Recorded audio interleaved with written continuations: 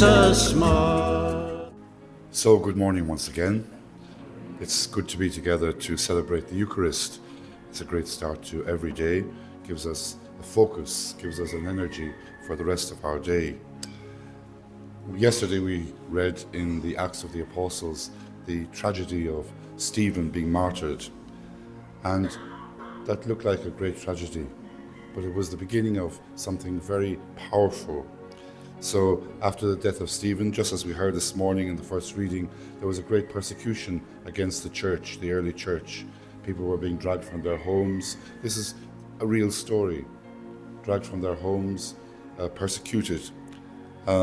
People were scattered. They were forced to leave their homes and their communities. And it looked like as if everything was going to end. There was a lot of fear amongst the people in those times. There was a lot of suffering, but fear and suffering won the day. That's what we hear in the Acts of the Apostles, these powerful readings. Something very unexpected happens. So wherever the disciples go, I've written down here, they carry with them the message of Christ. So despite this persecution, despite that tragedy when Stephen was martyred, despite being dragged out of their homes, the mission continued. Fear did not win the day. Suffering did not win the day. In fact, through fear, through suffering, through these tragedies, something powerful began to grow in that early church in Jerusalem. So the gospel, as we've heard, the good news of Jesus Christ spread. So it's not confined to one place. That's the beautiful message as well. Go therefore to the ends of the earth, proclaim the good news. And that's exactly what the church has done. The early church, they have gone with their feet, with their hearts, with their good news to the ends of the earth to proclaim that Jesus Christ is Lord.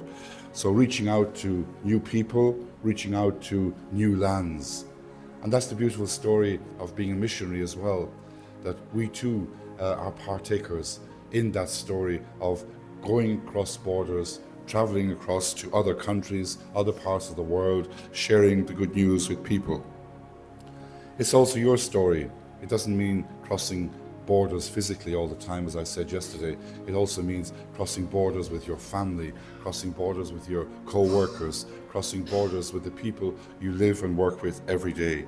So this is very important for us. Why did the people accept this message? So they went to Samaria, they went to the ends of the earth. Why? Why did people sort of sit up and say, yes, we believe? I've written down here, the message was a message of liberation, a message of freedom. It was accompanied also by healing, by forgiveness, bringing many people hope. And I think that's the great message that we have to bring today in so many other people's lives, even in our own lives, a message of hope. Pilgrims of hope, if you remember from the story of last year with the Holy Year. So we have to be carriers of hope, seeds of hope, offering hope to people, sometimes in very desperate situations, in great suffering, great fear. But that is the power of the gospel, the power of the good news, that we bring that hope no matter what situation we find ourselves in.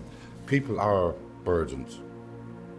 It may be small things, it may be other things which might be quite heavy, but whether it's light or heavy, we're asked as Christians, as good people, to bring that good news and alleviate, is the word I would like to use, alleviate that burden of suffering, that burden of fear. There was great joy in that city. That's a beautiful phrase. There was great joy in that city.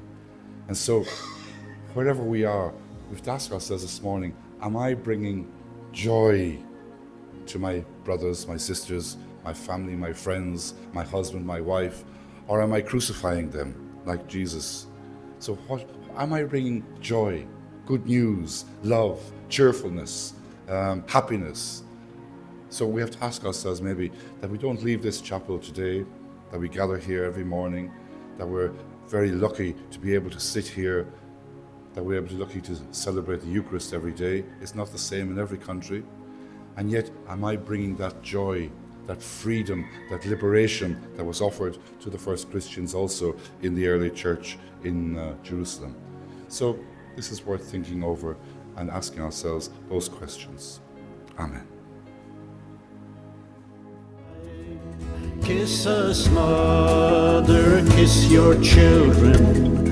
Bring God's blessings from above. With your mantle blue enfold us in your gentle holy love. See the darkness dissipating, hear the trumpet echoing, Satan's rage